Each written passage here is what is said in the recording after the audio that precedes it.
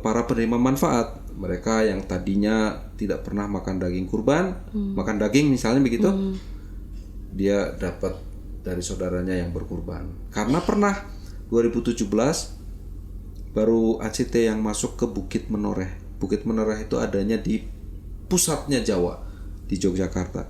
Itu ada satu kampung yang baru makan daging kurban.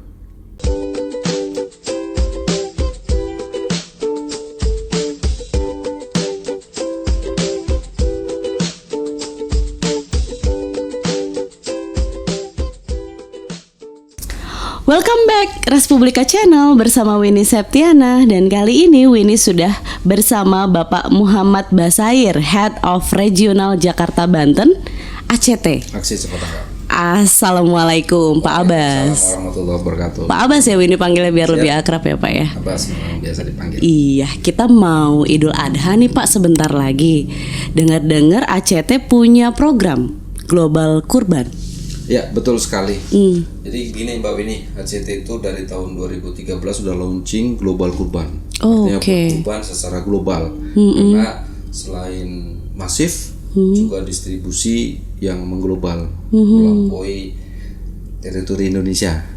Oh ya? Bahkan tahun kemarin itu kita sampai 53 negara. Oh wow, Labbaik berkurban terbaik gitu ya, tagline-nya ya Pak ya. Tagline tahun ini Labbaik berkurban terbaik. Filosofinya adalah tahun ini setelah Ramadan biasanya itu ada satu momentum di bulan Zulhijjah, puncak dari ibadahnya orang Muslim yaitu haji. Iya. Nah, tahun ini pemerintah Indonesia meniadakan ibadah haji karena pandemi COVID. Artinya tinggal satu puncak ibadah kepada Allah setelah Ramadan, yaitu kurban tadi. Berkurban. Makanya kemudian kami mengambil tema, tagline-nya adalah Labbaik berkurban terbaik. Nice. Labbaik itu kan jawaban panggilan karena Tuhan yang manggil. Iya. Gitu kan. Kayak orang haji kan labbaik Allahumma labbaik. Nah, ini juga kita disuruh menyembelih hewan kurban. Fasolli li rabbika wanhar, setelah kalian sholat maka berkurbanlah. Nah, kami menyambutnya dengan labbaik berkurban terbaik. Karena hanya yang terbaik yang akan diterima.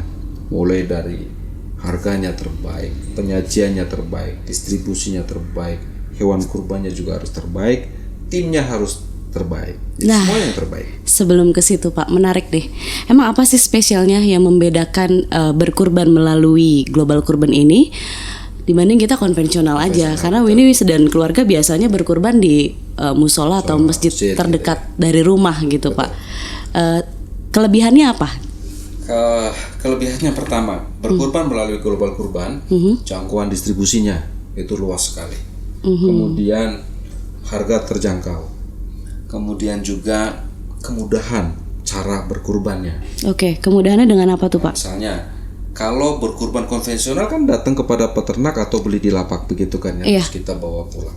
Kalau di Global Kurban itu bisa dua, ada yang melalui offline, misalnya kami bekerja sama dengan retailer terbesar seperti Giant, Hero, Transmart, Carrefour. Itu kita sudah bekerja sama.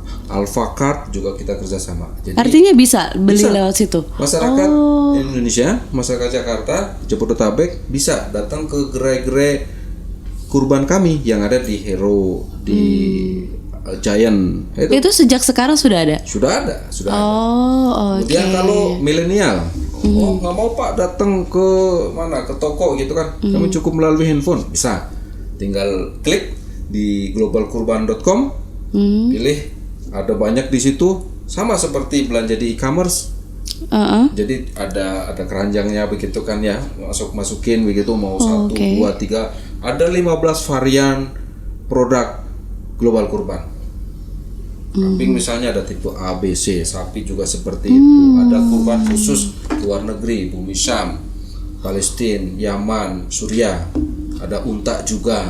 Jadi banyak variannya. Masyarakat yang memang dia mereka sudah sangat pengen sekali membantu saudara-saudaranya di Palestina misalnya, silakan berkurban melalui ACT, melalui Global Kurban ACT, distribusi khusus di wilayah Palestina atau Suriah. Atau Kita bisa memilih tempatnya. kalau untuk kurban 3 negara itu bisa, karena produknya ada.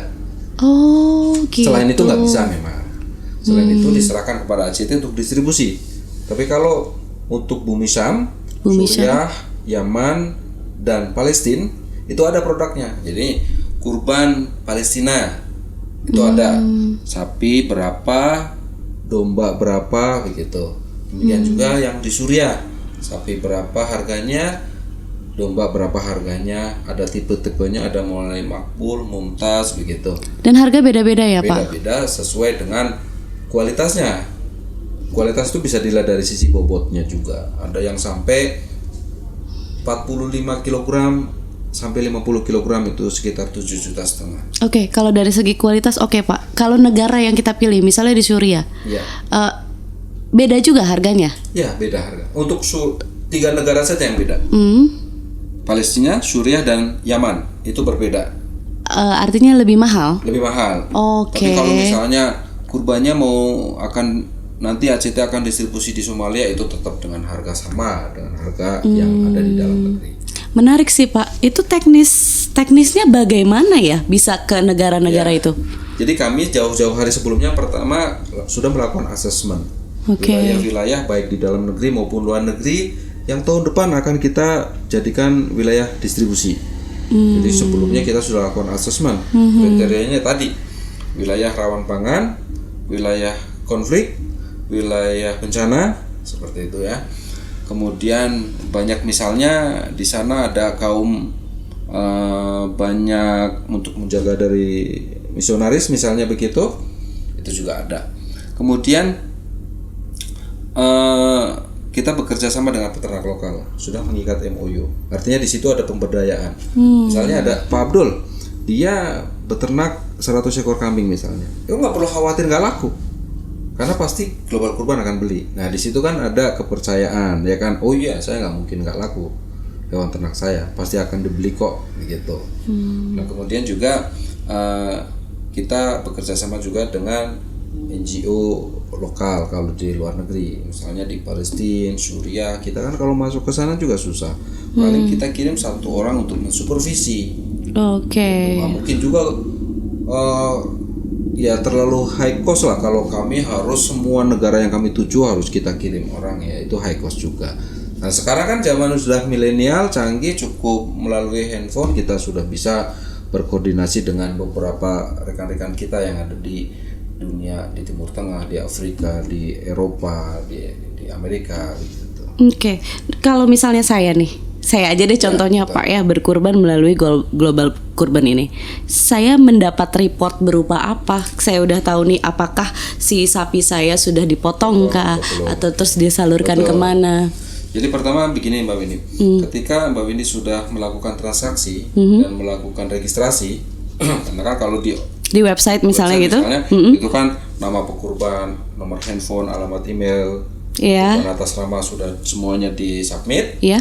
Itu nanti akan mendapatkan notifikasi melalui WA dan melalui SMS. Mungkin SMS sudah enggak, tapi melalui WA. Terima kasih Bapak Ibu, kurban Bapak Ibu sudah sudah terdaftar di globalkurban.com. Silahkan cek di website kami globalkurban.com. Itu ada namanya. Jadi di list kurban ada namanya. Mbak Windy tinggal searching kurban atas namanya tadi siapa, Windy. Udah searching aja. Nanti semua yang namanya Windy keluar dong. Nah, akan dicek lah kalau kita tahu sendiri kan. Oh, alamat saya di sini misalnya. Kemudian setelah dipotong juga akan ada notifikasi. Kurban Ibu Windy sudah kami tunaikan di wilayah ABCD. Nah, nanti akan dapat report. Di finalnya adalah reporting berupa foto hewan kurban setelah dipotong itu nanti akan ada label. Kemudian foto distribusi di wilayah mana. Jadi ketika relawan kami sedang membagikan kantong-kantong atau kalau sekarang nggak boleh pakai plastik kan ya, pakai besek misalnya. Kemudian testimoni dari wilayah itu, mungkin RT atau lurah atau kepala dusun. Begitu dapat report seperti itu, selengkap itu. Betul. Soft copy maupun hard copy. Kalau ada alamat rumah misalnya, kita bisa kirim hard copy-nya juga. Kalau adanya alamat email ya soft copy, berarti kan gitu. Bisa juga download. Nanti mudah-mudahan sudah pengembangan lebih lanjut. Jadi report itu nanti akan kami pasang juga di globalkurban.com. Nah, di website ya Pak ya, tinggal download ya. Nah, lebih praktis sih sebenarnya kayak gitu. Sudah bisa kayak gitu nanti ke depan. Insyaallah, mudah-mudahan tahun ini sudah bisa. Oke, pengembangan terus. Saya dengar info nih Pak, katanya ada program juga agen. Oh iya, betul. Agen ya? Betul, keagenan namanya. Keagenan ini kan berarti mitra, begitu kan. Berangkat dari keprihatinan kami, COVID-19 ini meluluh lantakan sendi-sendi ekonomi sebetulnya. Oh iya, semuanya terdampak Betul. Pak. Yang terdampak di kota, di desa, tua, muda dan seterusnya lah ya. Orang kaya yang tiba-tiba jadi miskin juga banyak karena pabriknya bangkrut misalnya, tokonya tidak laku dan seterusnya, itu kemudian mereka menjadi fakir miskin yang tidak mau harus kita bantu. Nah, berangkat dari situ kami membuka kesempatan kepada seluruh komponen masyarakat untuk bisa menjadi agennya Allah lah, ini kan menjadi itu ibaratnya agen kebaikan. Kami ada program yang pertama ini, portofolionya adalah kurban. Silahkan masyarakat Indonesia yang perlu dana begitu kan, karena mungkin dia sudah di PHK dan seterusnya, ya terdampak COVID lah ya. Menjadi agen kurban, mensosialisasi dan menjual kurban ACT kepada semua pihak, mungkin keluarganya, keluarga istrinya, dulu, suaminya, tetangga, ayah, ibu dan seterusnya, dan dia berhak mendapatkan free marketing sebesar 15%. Oh, dari 15% setiap penjualan. Dari setiap penjualan. Kalau misalnya saya ambil contoh, sapi tipe C itu harganya 15 juta. Kalau 15%-nya berarti dia 2.250.000. Sudah bisa berkurban 1 ekor kambing itu. Oh gitu. Caranya gimana tuh Pak buat jadi mitra agen? Daftar di website kami ada globalkurban.com, di situ nanti akan tinggal klik aja menjadi agen. Oh, apakah ada biaya? Nggak ada. Oh, nggak ada. Daftar saja seperti biasa kayak orang buat akun begitu kan. Alamat email, nomor handphone dan seterusnya, karena nanti kita akan verifikasi juga. Kemudian kontennya tinggal ambil di website sudah ada, karena nanti dia akan dapat link. Jadi misalnya Global Kurban /Winnie Pak. Winnie itu kan, misalnya Global Kurban /agen /Winnie. Itu berarti ini linknya Mbak Winnie. Ya kan? Nanti tinggal Mbak Winnie, misalnya apakah kita bisa kirim konten via WA, nanti tinggal di share atau mau itu udah ada itunya ya, kayak semacam brosur lengkap di situ ya. Betul, kayak e-flyer lah begitu. Jadi tinggal dia share saja ke semua yang dia kenal. Kalau di handphone itu taruhlah kita punya berapa kontak? 500 kontak. Pasti ada mungkin 5 orang yang ada di kontak kita itu yang dia akan melakukan apa saja tanpa perlu bertanya ketika kita suruh. Karena sudah saking trustnya gitu. Nah, itu yang kita manfaatkan. Wow guys, ini menarik sekali. Jadi untuk pendengar dan audiens Respublika, kalau misalnya punya rezeki lebih bisa berkurban melalui Global Kurban. Tapi kalau mau membantu dan menjadi agen juga bisa. Kita dapat 15% fee-nya di setiap penjualannya. Wow, ini penasaran nih Pak, kalau tahun lalu tuh berapa sih yang sudah disalurkan? Oke. Alhamdulillah Global Kurban, sejak kita canangkan Global Kurban itu, kepercayaan atau trust masyarakat Muslim itu terus meningkat. Tahun lalu itu 35.400-an ekor setara kambing, kalau disetarakan kambing. 35.000? Betul. Wow. Artinya setara kambing itu kalau ada kurban sapi, berarti sapi dibagi 7 kan gitu ya. Kalau unta 10 misalnya begitu. Jadi kalau suruh baris berarti dari sini sampai ke Cikampek kali ya, 35.000 ya. Begitu kan? Kalau by name. Kalau by name 20.000-an per kurban. Oh, 20.000 per kurban. Ada satu orang kurbannya 4, satu orang kurbannya 7. Oh, gitu kan. ya. Pak, harapan Bapak nih terakhir terhadap masyarakat yang mau join, yang baru tahu apa? Oke. Pertama Ya ini COVID-19 yang ternyata mempengaruhi banyak hal. Ya. Kami lembaga kemanusiaan yang barangkali juga belum ada yang belum tahu apa itu ACT. Jadi kami pertama adalah kita mensiarkan produk-produk Allah, antara lain Global Kurban tadi. Kurban adalah produk Allah, dan semua Muslim itu kan kalau mazhab Hambali diwajibkan, tapi karena di Indonesia Syafi'i kan bagi yang mampu kan gitu ya.